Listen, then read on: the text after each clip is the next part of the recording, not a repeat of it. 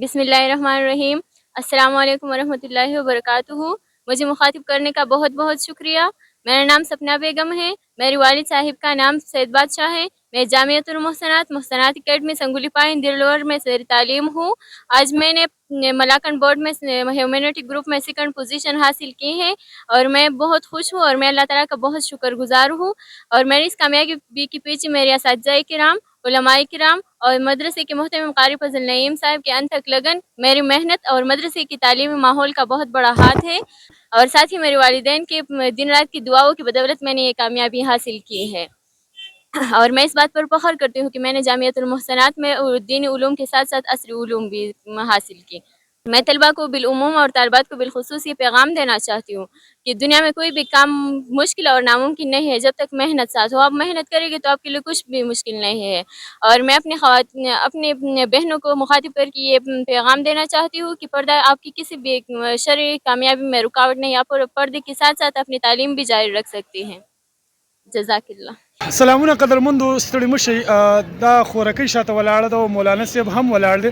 دا د ملکن بورډ طالب علم ده او دا هغه مدرسه ده د کوم پوزیشن چې تاسو تیر ایگزام یعنی په میټرک امتحان کې تاسو په سوشل میډیا باندې کتلو چې یو ماشومه وایرل شوی وه د هغې ټول چې کوم وایرل کېدو شاته چې کوم راز نو هغه پړده وه یعنی زموږ د پښتنو کلچر کې چې دی هغې چې دی په خپل پوزیشن کې اخلي که هغه سبق وي نو ډېرې ماشومان د هغې دپاره چې دی موټیویشن هم دی یو پیغام هم دی چې د خپل تعلیم چې دی حاصلولی شي او په هر ځای کې حاصلولی شي. دغه شان دی استاد محترم موږ سره ولاړ دی چې هغه دې حوالې سره څه وایي. بسم الله الرحمن الرحیم. فسیکفیکهم الله هو السمیع العلیم.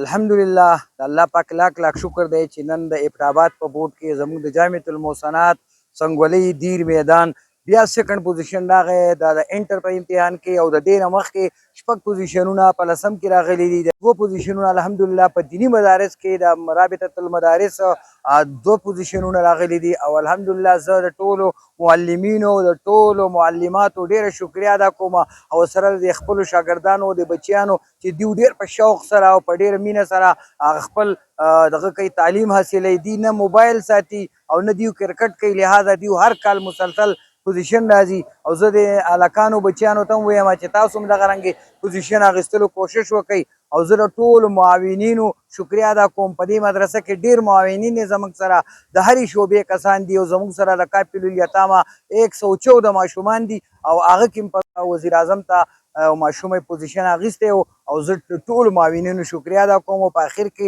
زه د میډیا والا هم ډېره شکریا ادا کوم چې زموږ دا پیغام دې خلکو ته پیش کړو. شکریا، جزاک الله. ټول خلک په تاسو باندې فخر کوي، داسې ادارې داسې انسټیټیوشن چې په هغې کې زموږ هغه ماشومان چې هغه په دې وجه باندې چې د ادارو ته نه راځي چې زموږ خاص کر قبایلي علاقو کې چې کوم سټوډنټس دي چې هغې مزید تعلیم په خپلو بچو باندې نه حاصلوي وایي که چېرته دا بې پردې شي نو تاسو کولی شئ ستاسو بچي چې پوزیشن هم اخیستی شي هغې محنت کوي په پرده کې هم کولی شي. نو دا ضرور نه ده چې ایجوکیشن به تاسو ته پردې نه چې دی خراب. محترم عبدالله صاحب ورسره ټول ملټي میډیا والا شکریا ادا کوو چې دوی دا د اسلام او د دین دا خوږ پیغام عام کړي. ډېره مننه، شکریا. ډېره مننه. ښاد آباد او بریالي اوسئ.